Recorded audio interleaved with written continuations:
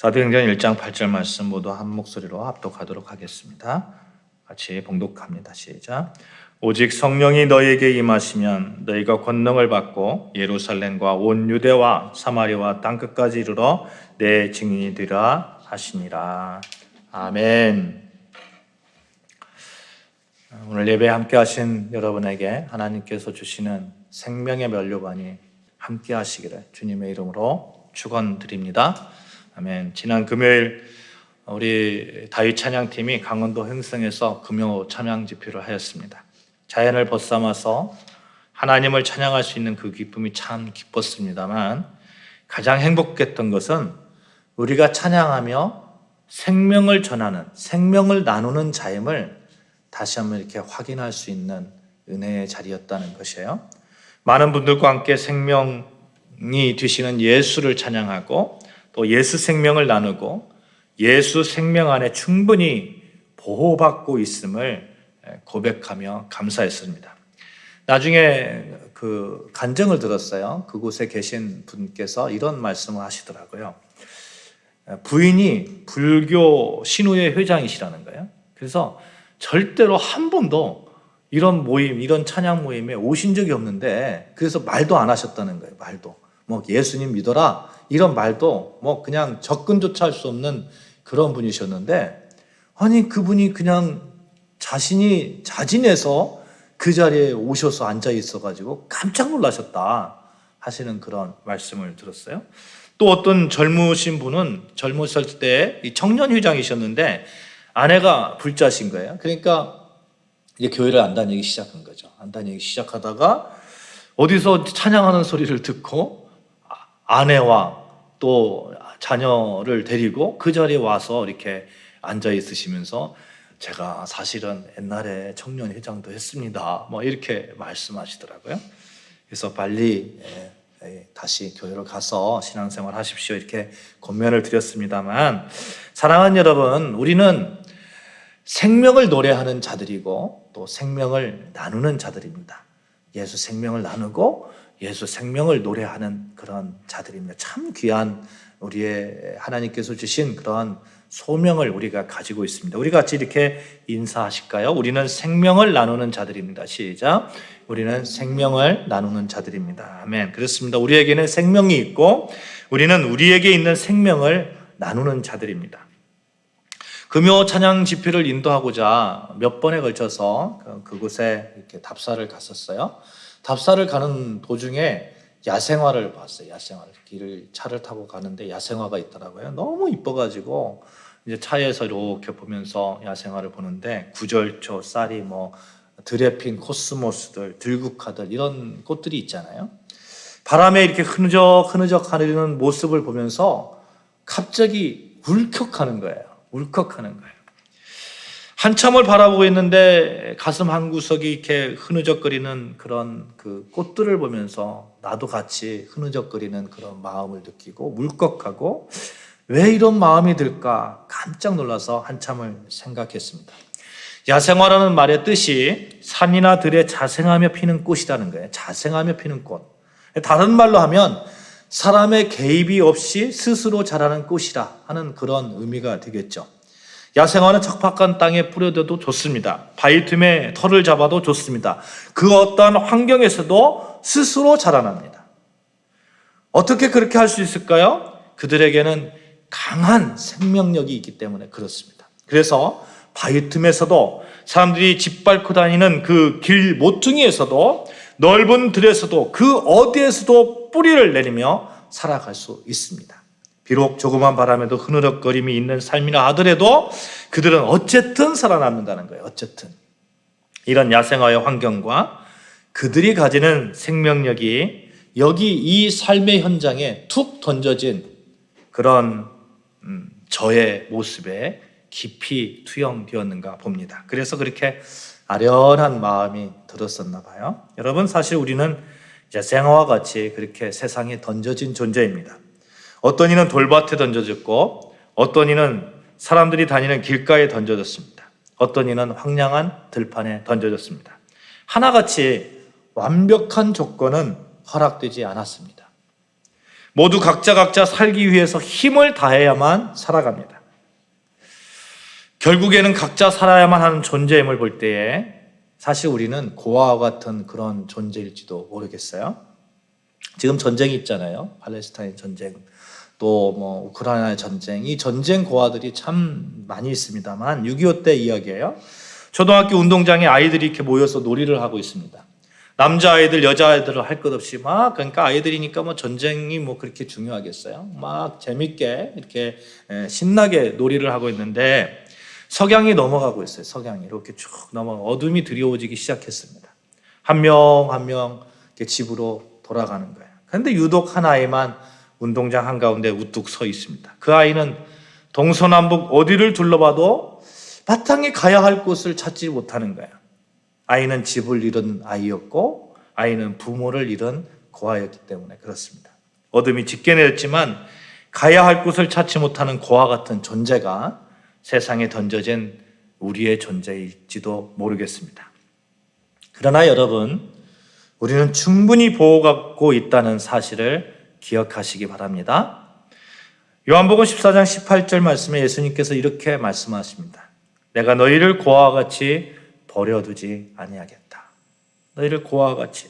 예수님은 들에 핀 야생화 같은 우리를 고아처럼 그렇게 놓아두지 않으십니다. 우리에게 생명을 유지할 수 있는 생수를 공급해 주시고 필요한 양식을 주십니다. 야생화라는 의미가 사람이 개입이 없다. 그래서 스스로 자라는 꽃이다 이렇게 말씀드렸습니다만 사실은 스스로라는 말은 틀린 말이에요. 하나 사람의 개입은 없지만 누가 개입하십니까? 하나님이 개입하시는 거예요. 하나님께서 생명을 지탱할 수 있게 해주십니다. 때를 따라 물을 주시고 햇빛을 주시고 그렇게 하나님께서 아주 충분히 보호해 주십니다. 마태복음 6장 28절 이하의 말씀 제가 봉독해 드릴게요. 들의 백합화가 어떻게 자라는가 생각하여 보라. 수구도 아니하고 길쌈도 아니하느니라. 그러나 내가 너에게 말하노니 솔로몬의 모든 영광으로도 입은 것이 이 꽃 하나만 갖지 못하였느니라. 오늘 있다가 내일 아궁이에 던져지는 들풀도 하나님이 이렇게 입히시거든 하물며 너희일까 보냐. 들풀을 누가 입히신다고요? 하나님이 보호하신다는 거예요. 사랑하는 여러분, 우리는 세상에 던져져서 내가 살아가고 있는 동안에 나는 고아와 같은 존재가 아닐까 이렇게 생각할 때가 참 많이 있습니다. 그러나 그때에 하나님의 보호하심을 믿으시고 하나님을 바라보시기를 주님의 이름으로 축복합니다. 하나님은 우리를 고아로 두지 않으시며 우리를 하나님의 백성으로 삼아주시고 영원한 생명을 허락하시고 생명을 누리며 살게 하셨습니다. 예수님께서 고아처럼 내버려 두지 않겠다고 보장하셨고 그 예수님이 누구십니까? 바로 생명이십니다. 죽은 자를 살리신 생명이십니다. 하나님의 백성으로 하나님의 자녀로 끊어지지 않는 생명을 우리에게 주신 분이십니다. 예수님께서 이렇게 말씀하시죠. 요한복음 3장 16절 말씀이에요. 하나님이 세상을 이처럼 사랑하사 독생자를 주셨으니 이는 그를 믿는 자마다 멸망하지 않고 영생을 얻게 하려 하심이라. 영생을 얻게 하려 하심이라. 나는 부활이요 생명이니 나를 믿는 자는 죽어도 살겠고 살아서 나를 믿는 자는 영원히 죽지 아니하리라. 바울은 로마서에서 아주 중요한 말을 합니다. 로마서 6장 5절 말씀이에요. 만일 우리가 그의 죽으심과 같은 모양으로 연합된 자가 되었으면 또한 그의 부활과 같은 모양으로 연합한 자도 되리라. 우리가 어떤 존재라고요? 예수님의 부활과 연합된 자라고요. 부활은 생명이잖아요. 죽음에서 생명으로 옮겨진 자들입니다. 죽을지언정 부활하여 새 생명으로 사는 자들입니다.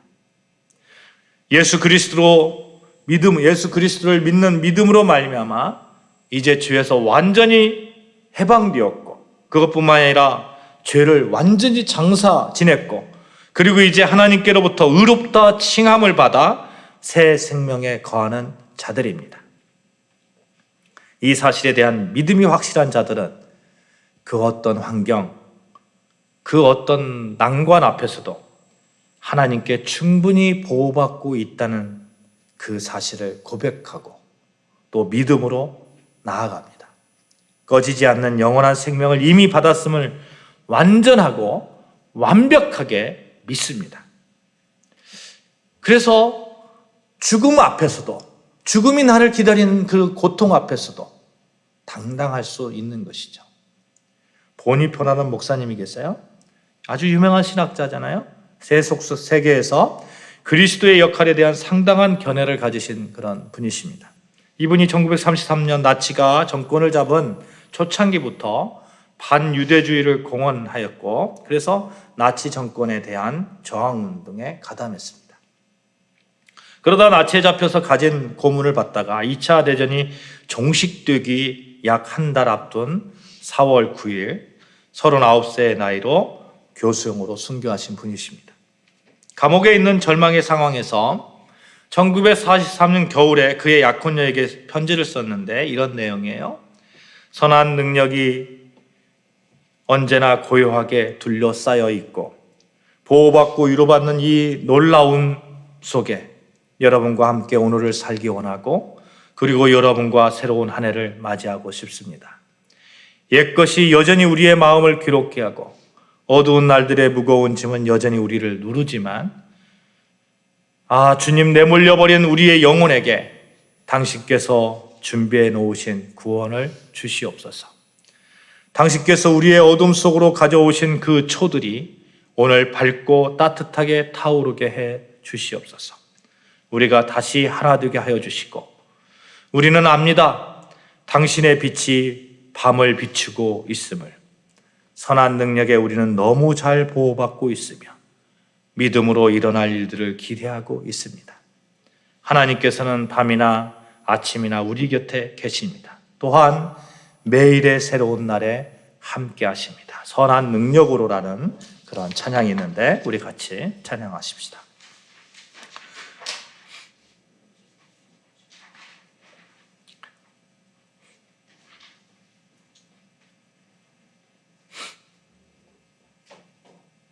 선한 능력으로, 주 선한 능력으로 안으시네. 그 크신 팔로 날 붙드시네. 절망 속에도 흔들리지 않고 사랑하는 주 얼굴 구하리. 주 선한 능력으로 안으시네. 그 크신 팔로 날 붙드시네. 절망 속에도 흔들리지 않고 사랑하는 주 얼굴 구하리. 선한 능력으로 일어서리. 주만 의지하리. 믿음으로 우리 고대 하래 주 오실 그날, 영광의 새날을 맞이하리. 주님이 마신 고난의 쓴 잔을, 주님이 마신 고난의 쓴 잔을 우리도 감사하며 받으리. 주님의 고난에 처가며 예수와 복음 위에 살리라. 선한 능력으로 일어서리. 주만 의지하리. 믿음으로 우리 고대 안에 주 오실 그날, 영광의 새날을 맞이하리.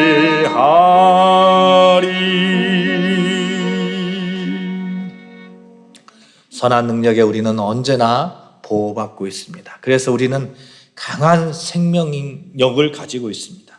그리고 우리는 생명을 나누는 자들입니다. 그러니 여러분, 우리가 생명을 붙들고 또 예수 생명을 내 마음에 꼭 넣어두고 그렇게 살아가십시다. 그것이 척박한 땅에 던져진 존재가 살아가는 방법이고, 사람들은 척박한 땅을 어떻게 해서든지 이렇게 개간하려고 하잖아요. 조건을 바꾸면 뭔가 이렇게 달라질 것이라고 생각하기 때문에 그렇습니다. 그래서 지식을 좋게 하고 재물이 있으면 더 잘 될 것처럼 생각하고, 그래서 재물을 구합니다. 그러나 꼭 조건이 좋다고 다 잘 되는 것도 아니고 나쁜 것도 아닙니다. 언젠가 잡초 얘기를 말씀드렸습니다만, 잡초는 어느 곳에서든 이렇게 자라나잖아요. 살아있잖아요. 돌밭이든 환경이 적박한 곳이든. 따라서 중요한 것은 외적 조건보다 내적 그 생명력이 더 중요하다는 사실이죠. 실제로 조건이 좋지 않음에도 얼마든지 하나님께서 맡기신 그런 사명을 감당하는 교회도 많고, 그런 사람들도 참 많습니다. 착하고 충성된 분들이 얼마나 많은지 모르겠어요. 모두 다 하나님께서 5달란트 준 것은 아닙니다. 5달란트, 2달란트, 1달란트. 각각의 조건들이 다릅니다. 그러나 그 조건 안에서 정말 생명력 있는 사람들은 하나님께서 주신 그 사명을 넉넉하게 감당하는 것을 우리가 보게 됩니다. 그 생명의 원천이 누구입니까?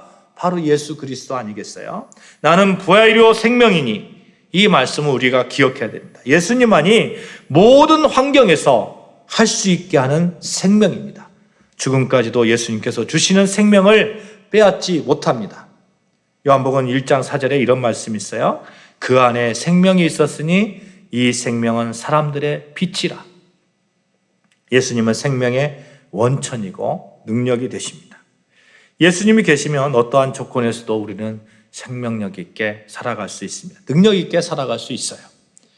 우리는 예수를 믿음으로 이 생명을 누리며 전하는 자들입니다.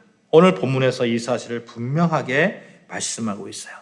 다시 한번 오늘 본문 봉독해 같이 합독하도록 하겠습니다. 시작. 오직 성령이 너희에게 임하시면 너희가 권능을 받고 예루살렘과 온 유대와 사마리아와 땅끝까지 이르러 내 증인이 되리라 하시니라. 내 증인이 되리라. 증인이 어떤 증인입니까? 무엇을 말하는 증인입니까? 죽었던 예수가 살아나셨다. 이 증인이 되라는 거예요. 예수가 생명이시다. 예수와 연합된 자들은 생명을 얻는다. 이 증인이 되라는 거죠. 성령을 받고 예수를 믿게 된 여러분과 제가 이제 부활의 증인, 생명의 증인이 되었다는 것입니다. 생명의 증인이 되었다는 것은 무슨 얘기예요? 나에게 생명이 있다는 거예요. 이미 생명이 존재한다는 거예요. 성령을 받으면, 성령이 너에게 임하시면 그런 증인의 삶을 살 수 있다는 겁니다. 예수께서 우리 죄를 대신 갚아주시기 위해서 십자가에 못 박혀 죽으셨어요. 그리고 완전하게 죄는 장사 지내게 되었어요. 그것뿐만 아니라 예수께서 죄로 인한 죽음의 권세를 물리치시고 부활하셨어요. 부활하신 예수님처럼 우리 또한 예수를 믿음으로 새 생명으로 살아나고, 그 생명 가운데, 새 생명 가운데 하나님의 자녀로서, 하나님의 백성으로서 살아갑니다. 이 말씀, 정말 이 하나님께서 주신 거룩한 그 힘이 있는, 생명력 있는 이 말씀을 선포하는 거죠. 이 사실을 선포하는 겁니다.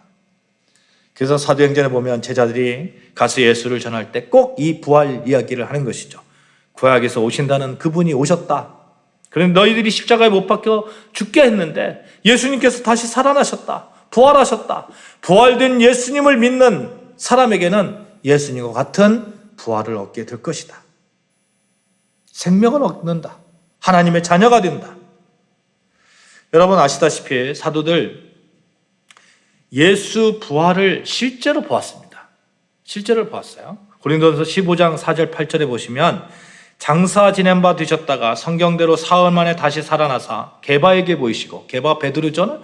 베드로에게 보이시고, 후에 12 제자에게와 그 후에 500여 형제들에게 일시에 보이셨으니, 예수님의 부활을 사람들이 봤습니까? 안 봤습니까? 봤어요.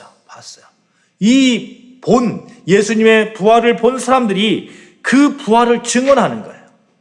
인류 역사에 부활을 봤다는 이 사건, 너무 놀라운 사건입니다. 예수님의 부활을 보았던 수많은 사람들은 죽어가면서도 이건 사실이다 이렇게 이야기하면서 죽었어요. 사람이 거짓을 위해서 목숨을 바치기 쉽지 않습니다. 그러나 죽음도 무서워하지 않을 만큼 확실한 어떤 것 앞에서는 사람이 목숨을 걸 수 있습니다. 예수 부활은 죽음을 무서워하지 않는 힘을 가지고 있어요. 왜? 생명이 있기 때문에. 예수님처럼 우리도 부활할 수 있다는 그런 확신을 가지기 때문에. 부활이 곧 죽음을 이기는 생명이기 때문에 그렇습니다. 그래서 제자들은 충분히 그렇게 예수 부활, 예수 생명을 증언할 수 있었습니다. 그런데 성경에서 부활을 보지 못한 여러분과 저에게 부활의 증인으로 살라고 하는 거예요. 몇천 년이 지난 여러분과 저입니다. 예수 부활 사건 후에 몇천 년이 지난 여러분과 저입니다. 우리는 예수님의 부활을 보지 못했습니다. 그런데 부활의 증인이 되라는 것입니다. 부활을 보아야 증인인데 부활을 보지 못했는데 어떻게 생명 되신 예수님을 증언할 수 있습니까? 분명 우리는 예수 안에서 새 생명을 얻고 그렇게 살고 있음을 믿습니다. 아멘. 또한 예수로 말미암아 사망에서 생명으로 옮겨진 자임을 믿습니다. 아멘. 성령께서 우리에게 그런 믿음을 허락하여 주시고 그 믿음 가운데 이 고백을 할 수 있게 하셨습니다.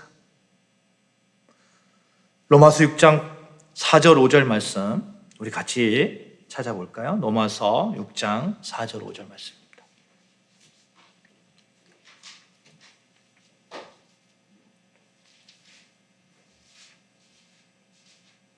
같이 합독합시다. 시작. 그러므로 우리가 그의 죽은 신과 합하여 세례를 받음으로 그와 함께 장사되었나니 이는 아버지의 영광으로 말미암아 그리스도를 죽은 자 가운데서 살리신과 같이 우리도 또한 새 생명 가운데서 행하게 하려 하심이라. 만일 우리가 그의 죽으심과 같은 모양으로 연합된 자가 되었으면 또한 그의 부활과 같은 모양으로 연합된 자도 되리라. 아멘. 그럼 부활이 무엇입니까? 부활 증인의 삶이 무엇입니까? 분명 우리가 예수님으로 말미암아 새 생명을 얻었습니다. 이렇게 고백하고 있는데 성령으로 말미암아 그런 고백할 수 있는 믿음을 주셨는데 부활 증인의 삶을 그래서 살라고 하는데 그런 부활 증인이 무엇인가? 어떻게 살아야 부활 증인으로 살 수 있을까? 예수님이 십자가에 죽었을 때 죽었고 장사될 때 장사되었고 부활할 때 부활한 새 생명으로 연합되었는데 이렇게 해서 무엇을 하려 합니까? 말씀하시죠? 새 생명 가운데서 행하게 하려 함이라. 어떻게 하라고요? 행하게 하려 함이라. 새 생명의 삶을 사는 것이 부활 증인의 삶이 됨을 믿습니다. 아멘. 우리가 부활의 증인이 된다는 그것, 삶의 문제와 연결되는 거예요.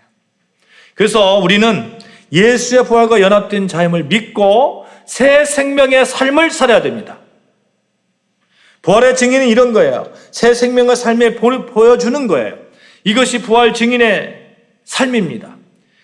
별 볼 일이 없었던 여겨졌던 그런 사람이 불완전한 인격의 사람이 매일 죄를 지었던 사람이 예수를 알아가고 예수 생명으로 완전하게 변화되어서 예수님의 모습을 하루하루 보여주는 것. 이것이 새 생명된 자의 삶이고 부활의 증인의 삶이 되는 것이죠. 사랑하는 여러분, 우리 여러분과 저는 예수 생명 안에서 변화하는 우리를 소망해야 될 줄로 믿습니다. 그것이 부활의 증인의 삶을 사는 것이고 그것이 생명 있는 자의 삶을 온전히 살아가는 그런 몸부림입니다. 우리가 꽃을 피우는 야생화들이 꽃을 피우잖아요. 우리의 꽃은 우리 삶의 꽃은 예수 생명의 예수 부활의 증인의 삶, 그 증인의 삶을 살아가는 모습, 이것이 우리 삶의 꽃이라고 확신합니다.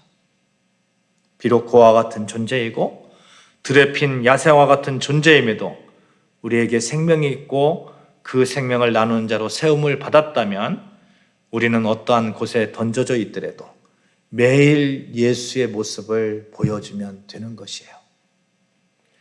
예수의 모습, 예수를 닮아가며 생명 있는 자의 모습으로 꽃을 피워나가면 되는 것입니다. 말씀을 맺습니다. 우리에게는 생명이 있습니다. 우리는 예수 생명을 나누며 예수 생명을 찬양하는 자들입니다. 노래하는 자들이에요. 그 생명은 어떠한 척박한 땅에서도 꽃을 피우는 생명입니다. 그 생명은 영원히 살아있는 생명입니다. 이 생명, 예수 생명 굳게 잡고 언제나 충분히 보호받고 있음을 고백하며 예수 닮아가는 꽃을 피우시기를 주님의 이름으로 축원합니다. 기도하시겠습니다.